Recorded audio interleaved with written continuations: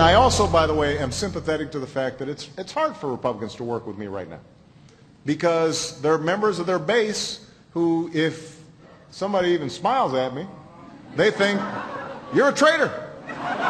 You smiled at Obama.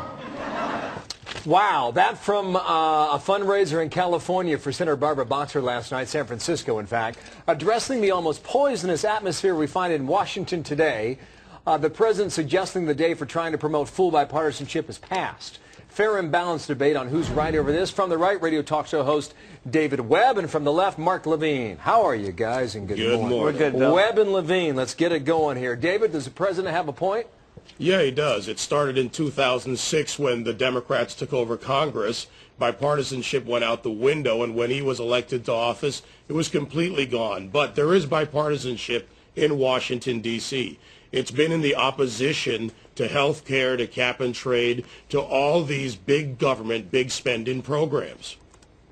Mark? Well, you can argue that it began with Newt Gingrich when he shut the government down in 1995. Look, the president has reached out. All the way you can go back to as far as you want. Huh?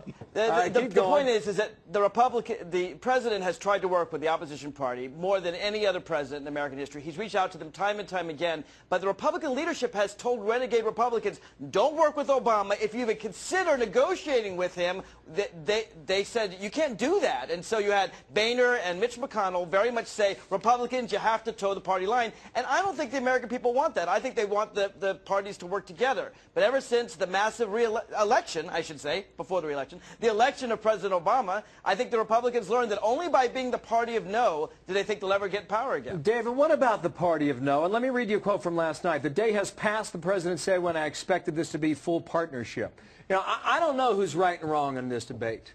But I think the American people are looking for some answers and some direction, David. Where do we go here? Well, there is a time to say no. The time to say no is when a president who comes in goes far to the left, and wants to govern the country from that side, as opposed to a center-right nation. If the policies are wrong, that's when you say no. You don't say yes to bad policies, and in that case, the Republicans are right. Yeah, Mark?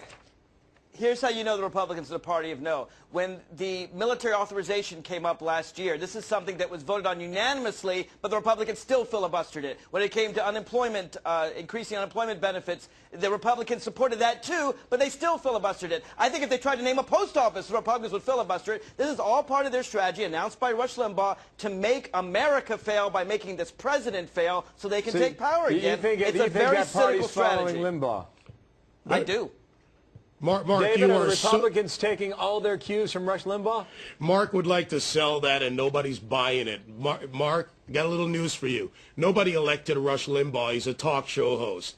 And the simple fact is... Michael Steele follows his lead, doesn't he? The Republicans... No, he doesn't. The Republicans go in there and look at a bill, and remember, it was Democrats who said pay go, right? And now they don't want to pay for anything. But let's talk about Republicans, or rather Democrats spending. You now want to hand $23 billion to the teachers' unions. You now want to hand, and there's a proposal for $165 billion to the pension funds for the unions. And the unions let me finish. Mark, get your point out, and the unions just announced that they will give $100 million to Democrats in the midterms. It's spend taxpayer money, big government, and pay back the unions. So your point, David, the party of no is okay so long as you're objecting to more spending and more debt. Yes, to bad policies, absolutely. Got it. Mark, I'll give you the last word. I want to know from Dave why it is that the Republicans filibuster bills that they themselves support. That doesn't make any sense. If you're trying to do things that you support, you vote for it. Why do they keep filibustering things that they themselves support? Because they want this country to fail. They want the economic times to be worse. That's why they voted against the biggest tax cut for middle class in American history, the stimulus package. I never knew that Republicans hated tax cuts until they voted against David, Obama. He threw it back in your court, though. You get the last word. Well, hey, Mark, the only thing that agrees with you is the echo of your own voice, because most of Americans in this country want the country to succeed, want the president to succeed. His policies are bad. Pelosi's policies are bad. I got it. Webb and Levine, to be continued. Gentlemen, thank you. Thank you, Bill. Thanks.